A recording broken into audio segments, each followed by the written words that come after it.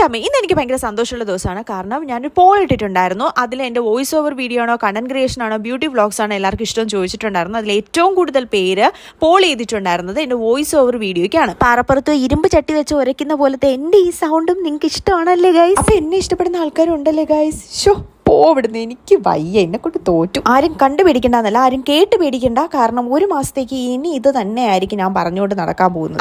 എന്ത് തന്നെയായിരുന്നാലും നമ്മളെ ഇഷ്ടപ്പെടാനും കുറച്ച് പേരൊക്കെ ഉണ്ടല്ലോ എന്ന് കേൾക്കുന്നത് ഒരു ആശ്വാസം.